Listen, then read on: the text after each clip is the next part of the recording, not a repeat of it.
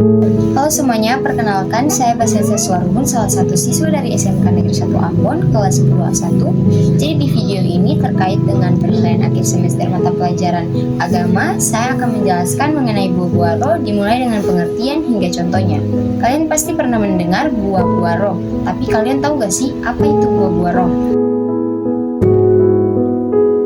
Setiap umat Kristen diminta untuk menjauhi keinginan duniawi dan menerapkan buah-buah roh dalam kehidupan sehari-hari. Buah-buah roh sendiri merupakan tanda kehadiran Roh Kudus dalam kehidupan setiap orang Kristen. Buah-buah roh adalah nilai-nilai yang hidup bertentangan dengan perbuatan daging. Buah-buah roh yang disampaikan oleh Rasul Paulus ini terdiri dari 9 bagian, yaitu berupa kasih, sukacita, damai sejahtera, kesabaran, kemurahan, kebaikan, kesetiaan, kelemah lembutan, serta juga yang terakhir penguasaan diri. Pemaparan buah roh dimuat dalam Alkitab, tepatnya Injil Galatia pasal 55 ayat 22 sampai ayatnya yang ke-23 di bagian Perjanjian Baru. Di sini saya akan menjelaskan tentang salah satu buah roh secara terperinci. Buah roh yang akan saya jelaskan adalah kasih. Sifat pertama yang Paulus sebutkan. Seberapa pentingkah sifat ini? Paulus berkata bahwa kalau dia tidak punya kasih, dia bukan apa-apa. Terdapat pada 1 Korintus 13 ayat 2. Tapi apa kasih itu? Bagaimana kasih kita bisa semakin besar dan bagaimana kita bisa menunjukkannya setiap hari?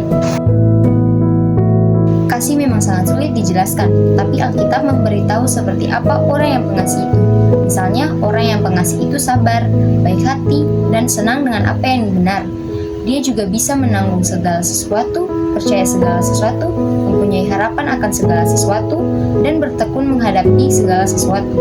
Dia benar-benar menyayangi orang lain, peduli kepada mereka, dan setia.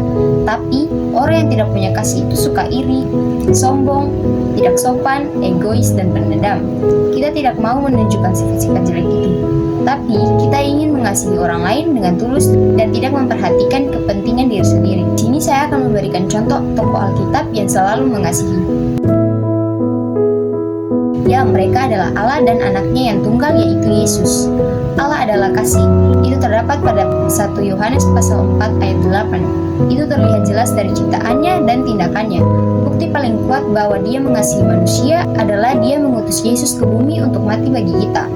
Rasul Yohanes berkata, melalui ini kasih Allah menjadi nyata sehubungan dengan kita karena Allah mengutus ke dunia Putra satu-satunya yang diperankan agar kita memperoleh kehidupan melalui Dia. Inilah kasih itu.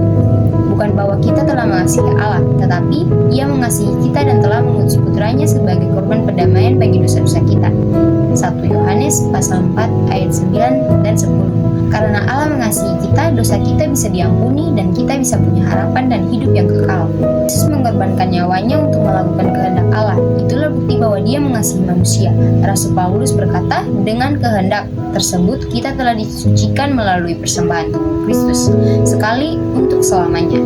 Terdapat pada Ibrani pasal 10 ayat 9 dan ayatnya yang 10. Tidak ada manusia lain yang punya kasih sebesar itu.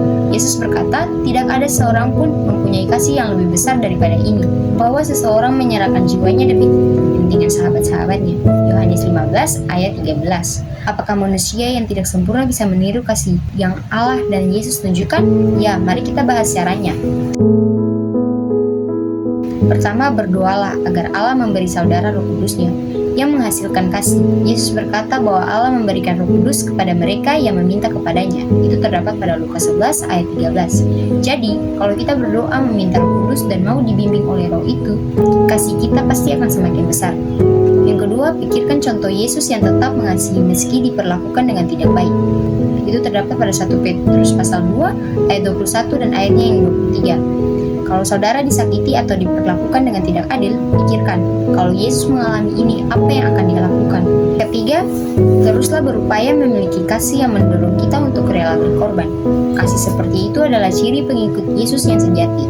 Yohanes 13 ayat 34 dan 35. Yesus memberikan contoh terbaik dalam menunjukkan kasih seperti itu. Dia meninggalkan surga dan mengosongkan dirinya demi kita, bahkan sampai mati. Kalau kita meniru kasih yang Yesus tunjukkan, pikiran dan perasaan kita akan semakin mirip dengannya, dan kita akan mendahulukan kepentingan orang lain. Jadi dari penjelasan yang tadi sudah saya sampaikan, kita bisa menerapkan sifat-sifat buah roh kepada kehidupan sehari-hari kita dan menjauhi perbuatan tercela. Bukan hanya terkhusus pada buah roh kasih, melainkan semua buah roh. Sekian dari saya, semoga kita semua selalu dalam lindungan kasih